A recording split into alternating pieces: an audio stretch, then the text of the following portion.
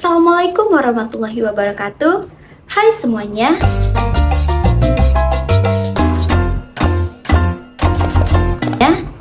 Perkenalkan, nama saya Melinda Fardiana.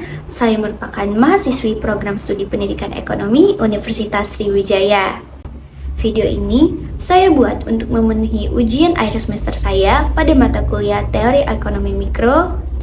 Dan pada kali ini saya akan membahas teori konsumsi dengan pendekatan ordinal. Setiap hari, mahasiswa selalu dihadapkan pada berbagai pilihan, termasuk pilihan sederhana seperti menentukan tempat makan. Di sekitar kampus Universitas Sriwijaya Indralaya, salah satu makanan favorit mahasiswa adalah ayam geprek. Meskipun terlihat sepele, keputusan memilih tempat makan ternyata bisa kita analisis menggunakan teori konsumsi, khususnya pada pendekatan ordinal. Melalui video ini, kita akan membahas kasus nyata pilihan ayam geprek mahasiswa Universitas Sriwijaya di Indralaya dan menganalisisnya dengan pendekatan ordinal. Sebelum itu, kalian tahu gak sih apa itu teori konsumsi, terkhususnya pada pendekatan ordinal? Jadi, teori konsumsi merupakan bagian dari ilmu ekonomi yang mempelajari bagaimana konsumen mengambil keputusan dalam membelanjakan pendapatannya. Salah satu pendekatan yang digunakan adalah pendekatan ordinal, yaitu pendekatan yang menilai kepuasan berdasarkan urutan tingkat kesukaan, bukan dalam bentuk angka. Menurut HAL 2022, dalam ekonomi mikro modern, kepuasan konsumen tidak diukur dengan nilai pasti, melainkan ditentukan berdasarkan urutan frekuensi yang digambarkan melalui kurva indifference. Selanjutnya, menurut Nichols dan Sander 2021 menjelaskan bahwa pilihan konsumsi konsumen dianalisis melalui kurva indifference dan kendala anggaran untuk melihat apakah keputusan tersebut rasional atau tidak. Selain itu, menurut Verloop 2023, perilaku konsumen dalam kehidupan sehari-hari yang membandingkan pilihan berdasarkan kesukaan bukan perhitungan secara angka. Kita analisis ke kasus nyatanya. Di sekitar kampus Universitas Sriwijaya Indralaya, terdapat banyak warung ayam geprek.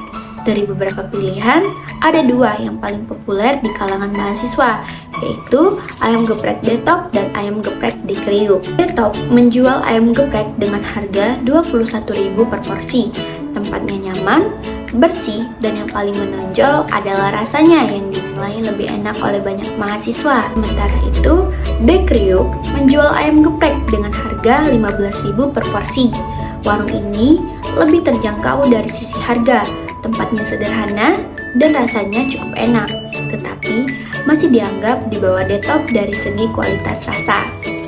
Seorang mahasiswi Unsri, sebut saja Sri, memiliki uang saku sekitar Rp120.000 per minggu.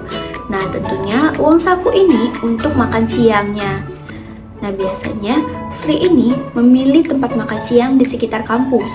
Dan tentunya dalam satu minggu, Sri biasanya membeli ayam geprek sebanyak 5 kali.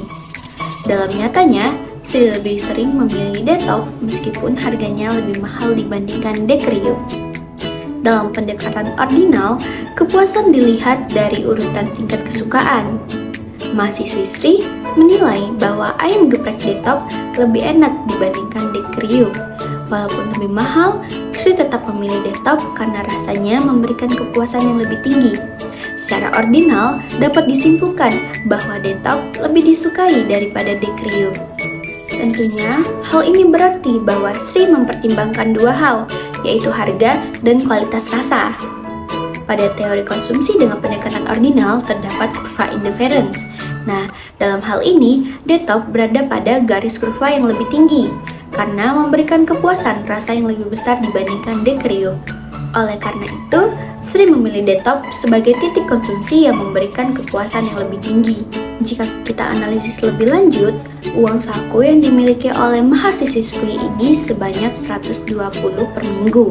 Jika mahasiswi Sri membeli Dekriuk sebanyak 5 kali dalam seminggu, yang dimana harga Dekriuk ini adalah Rp15.000, maka uang yang akan dia keluarkan adalah Rp75.000. Namun, jika mahasiswi Sri membeli Detop sebanyak 5 kali dalam seminggu, maka uang yang akan dia keluarkan hanyalah Rp105.000.